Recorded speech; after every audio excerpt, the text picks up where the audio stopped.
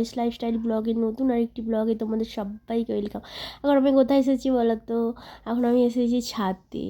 সকালবেলা জামাকাপড় মেলতেছিলাম, তাই একটু এখান থেকে ইন্ট্রোটা দিয়ে নিলাম। যাই হোক, এখন চলে এলাম রান্নাঘরে।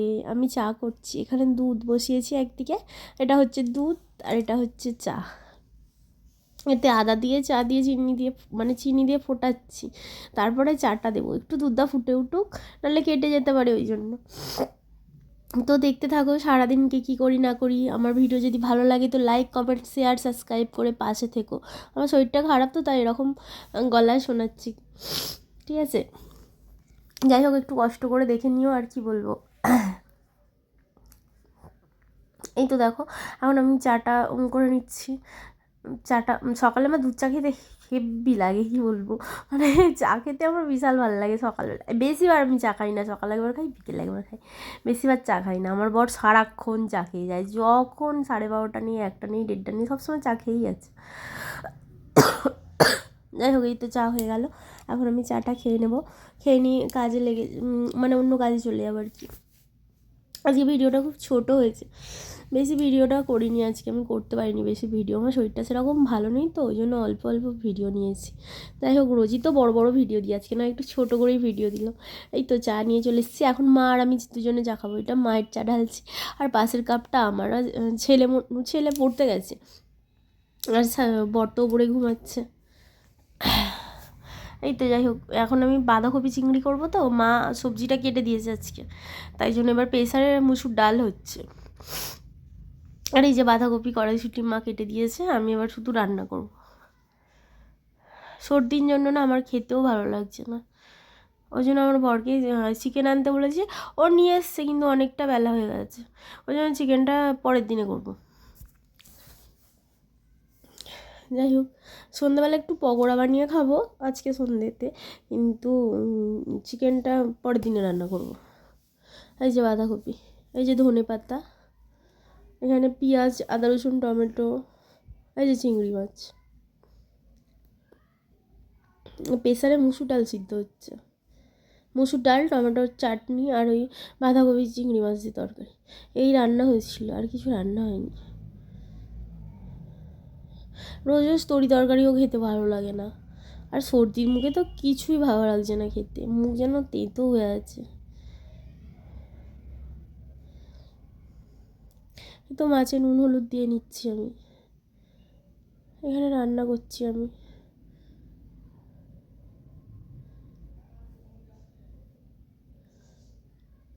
এই যে আলুটা ভেজে নিচ্ছি, বাঁধাকপির আলুটা। নতুন আলু তো যেন লাল হতে চায় না কিছুতেই, অনেকক্ষণ টাইম লাগে লাল হতে।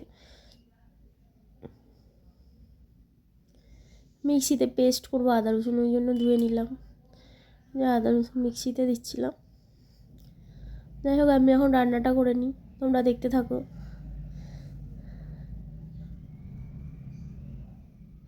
এই যে আদা রসুন দিয়ে আলু টালু সব দিয়ে আমি কষে নিচ্ছি আর কি তরকারিটা।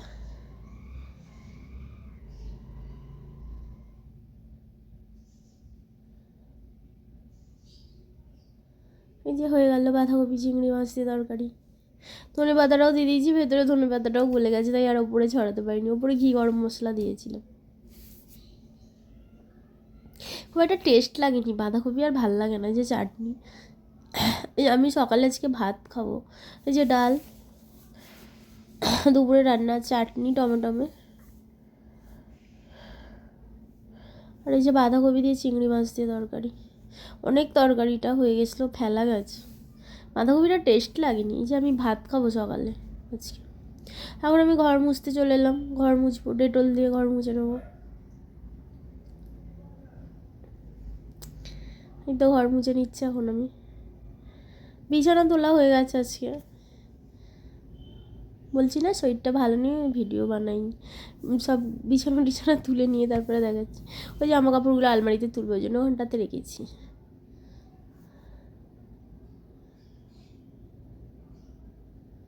যাই হোক, এখন চলে এলাম ছাদে, জামা কাপড় কেচেছি সেগুলো মেলতে চলে এসেছি। এটা বাসন্তী পুজোর এটা দেখাচ্ছি, মন্দিরটা বাসন্তী ঠাকুরের। এই তো আমি চান টান করে ছাদে চলে এসেছি, কিছু জামা কাপড় কেচেছি সেগুলো এখন মেলে দেবো।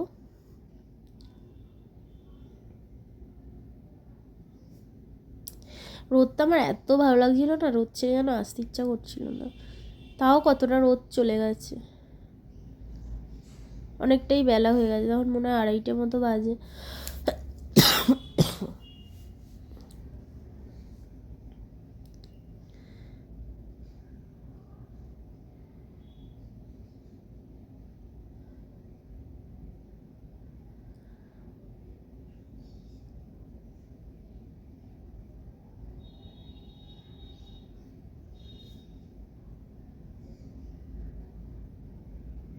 আমি নাইটিগুলো সব সাবান দিয়ে গরম জল দিয়ে, মানে সার্ফ দিয়ে গরম জল দিয়ে সব কেচেছি নাইটিগুলো।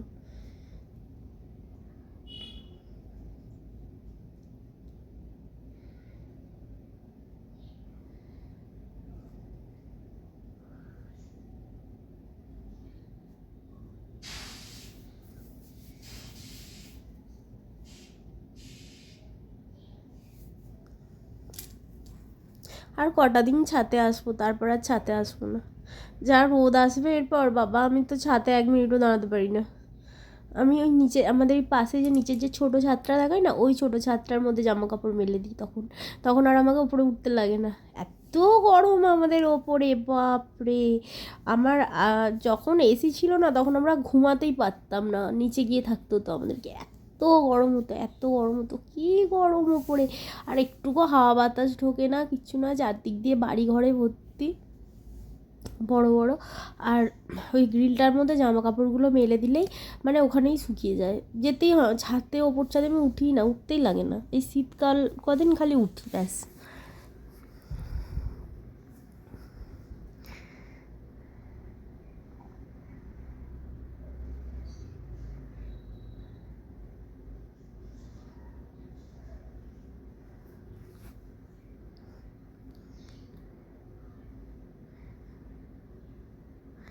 ওই যে আমার ছেলে চলে এসছে আমার পেছনে পেছনে। এই যে এখন চলে এলাম সন্ধ্যাবেলা, 4 টাকা হয়ে গেছে, চিকেন পকোড়া বানাবো। বললাম না আমার চিকেন খেতে ইচ্ছে করছিলো খুব, তাই ভাবলাম যে এখন রাত্রিরা চিকেনটা না বানিয়ে চিকেন পকোড়া বানাই একটু, আর একটু চিকেন থাক, কালকে রান্না করা হয়ে যাবে। তো 2 দিন পর পর চিকেন খাওয়া হয়েছে, ভালো লাগছিলো না যেন খেতে। পকোড়াগুলো ভালো লাগছিলো, কিন্তু পরের দিন চিকেন দিয়ে ভাত খেতে একদম ভালো লাগেনি। যাই হোক, এখানে পকোড়াগুলো শেষ হয়ে এসছে।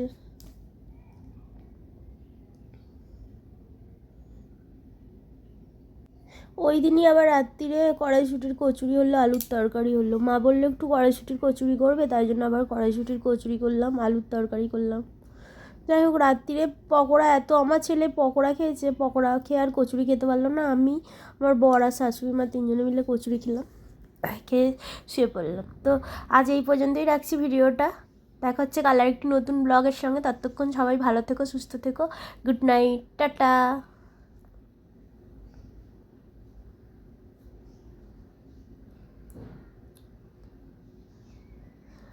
দেখো, একটা জিনিস দেখাতে এলাম, ছাদে আমাদের গাছে ফুল হয়েছে।